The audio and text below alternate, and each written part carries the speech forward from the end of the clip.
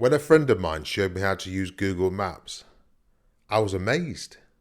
I know that sounds amazing today to hear that, but this was 10 years ago. See, a few years earlier, I'd had a car accident, and since then I didn't really leave the house. It was difficult with a wheelchair.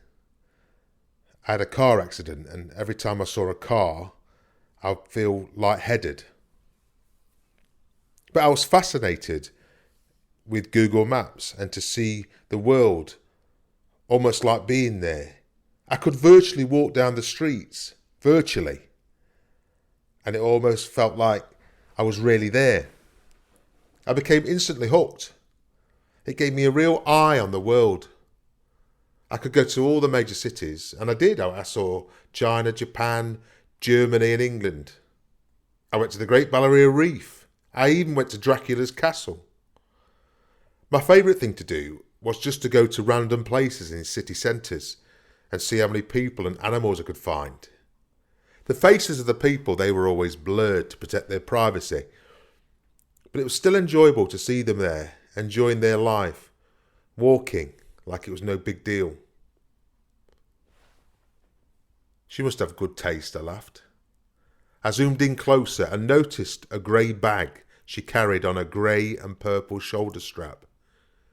She was walking in such a relaxed manner, one hand trailing the wall beside her. I bet if I could see her face, it'd be smiling. I began to feel really sad. I let my hands fall onto my arms and my wheelchair and looked at her for a minute more. I wish I could be there, walking so carefree with her. That won't happen though, till I die. I was stuck in this chair. I sighed and zoomed out of Tokyo. Enough of this for tonight.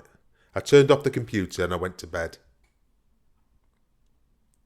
I get up early the next day and I decide to go and have a look round Paris. Paris was always fun. I like the city. I like the look of the city. I like the old, beautiful buildings and so many people to watch.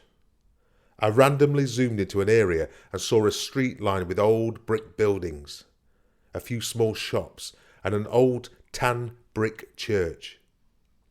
Ahead was a junction and dozens of people walked by.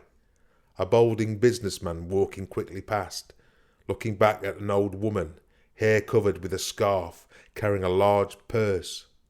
A curvy woman in black trousers that were too tight stared at a shop window. And two women led a group of small children around a corner. I spun the view around a few times, and then I saw something peculiar. Sitting on a bench at a bus stop were two people. One of them was a young woman, with her feet stuck in front of her in a relaxed manner. She was wearing a pair of red trainers, just like mine. I stared for a minute as I noticed the black trousers, white t-shirt and black hooded jacket. Her dark brown hair was tied loosely behind her head. A grey bag sat on the bench beside her, the shoulder strap hooked over her shoulder. This is mad, I thought. It can't possibly be the same woman. This is a different country, different continent. How could it be her? This was stupid. It wasn't as if they were live photographs. They were taken ahead of time and then stored. It's not as if she could be in two places at once. She could just be a traveller though.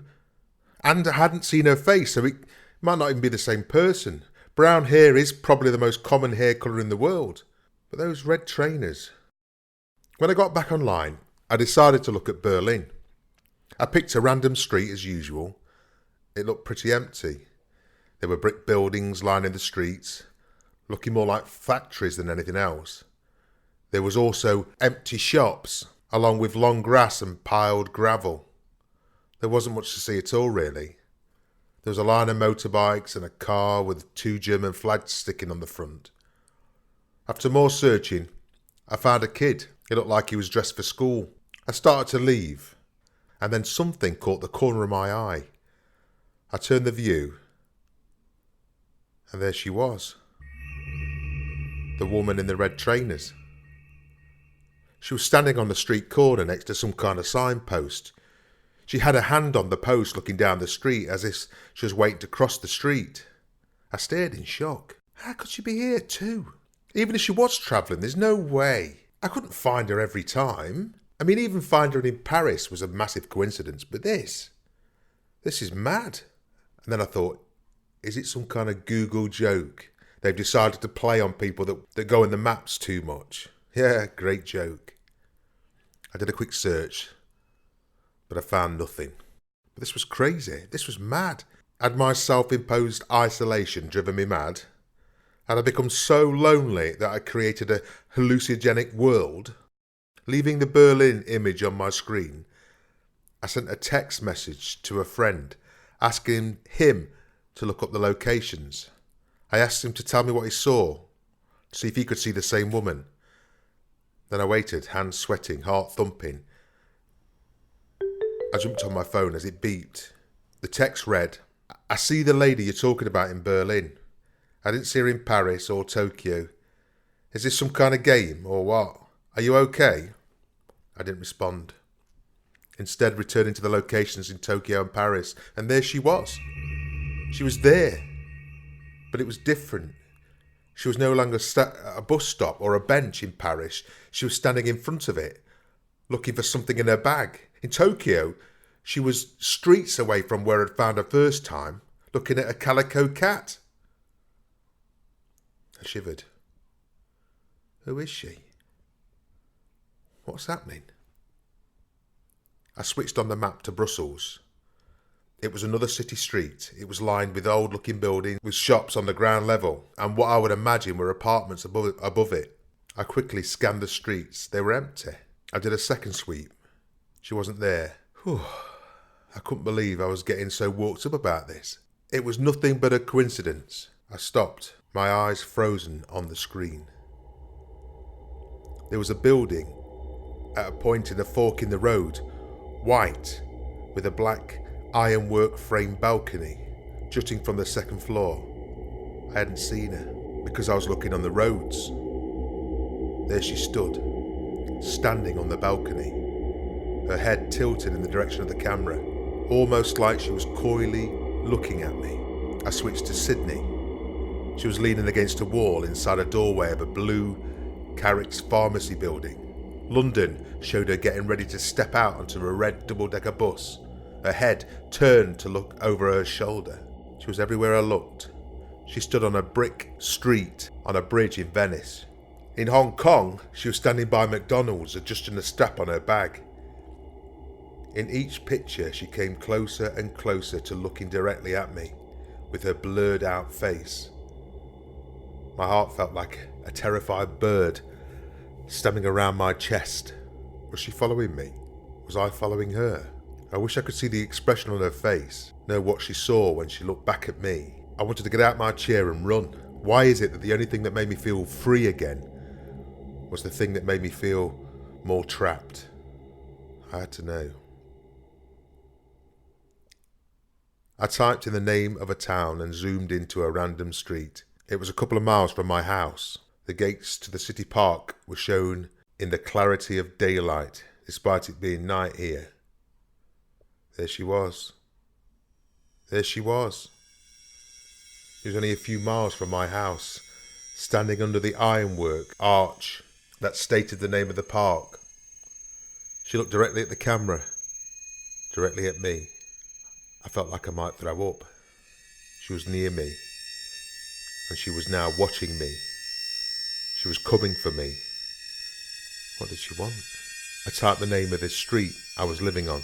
I could see the outside of the building, the cars parked in the street, and a few blurred out children on a playground. I searched everywhere for her. She wasn't on the road. She wasn't in the park, in the playground. I even scanned each of the cars, behind the bushes, and each of the blurred windows. She wasn't there. This place was safe. I don't leave the place anyway, I thought. And then I thought, I'm not going to use Google Maps again. Obviously, if I don't use the maps, I'll never see her again. I'm safe, I said to myself. I'm safe. And as I said it, there was a knock at the door. A chill ran down my spine. I had a camera hooked up to my computer that showed who was at the front door, which made it easier for me, with my mobility issues. I slowly reached for the mouse, clicked the button, trembling.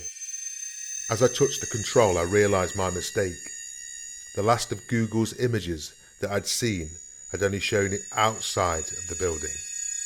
Just the outside. I looked at the screen and saw a woman in a white t-shirt, black trousers, black hooded jacket, and carrying a grey bag with a purple and grey striped shoulder strap. Of course, there were those red trainers. She looked directly at the camera. Her face was still a complete blur. As I tried to stifle a scream, she raised a hand and knocked loudly at my front door.